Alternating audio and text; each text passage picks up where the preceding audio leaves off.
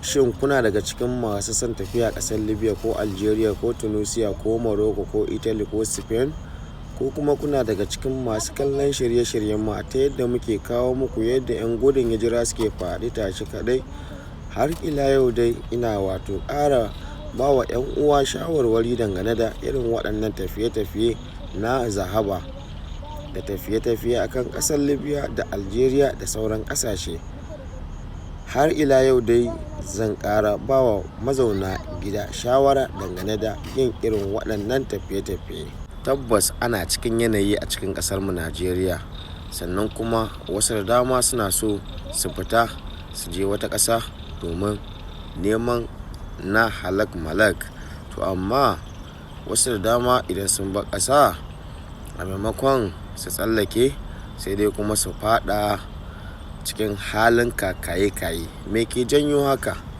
Tafiya ba tare da mutum ya san yadda abubuwa suke ba, ko kuma tafiya ta katsalandan, ko kuma tafiya mutum ya je wuri bai san kowa ba. To irin wannan shi ke jefa mutane cikin halin kakaye-kaye, especially Libya da Algeria. A nan mutanen mu Hausawa da Yarbawa da Inyamurai suna shan wahala wasu daga ciki. Gaskiya dai shawarar da zan ba waɗanda suke gida suna so su fita su je ƙasar Libya ko Algeria, to ku tabbatar da cewa kun san wurin wanda za ku tafi, domin yana da daɗi a ce mutum ya sauka a wurin wanda ya sani. Idan mutum ba shi da wani wanda ya sani a can Libya ko Algeria, ya jira ya samu abokin tafiya wanda za su yi wannan tafiyar a tare. Idan kuma ya rasa duk waɗannan, to idan zai yi wannan tafiyar ya tabbatar da ya tanadi kuɗi wanda zai zauna a cikin garin ba tare da ya je yana neman a taimake shi ba. Na daɗe ina jan hankali akan irin wannan tafiye-tafiye, amma fa mutane ba sa ji ba sa fahimta. Kuma ina da abubuwan da zan yi wanda zan samu kuɗaɗe a social media, amma haka nake ajiye waɗannan abubuwan, nake ba wa 'yan uwa shawarwari, amma ba sa aiki da waɗannan shawarwarin.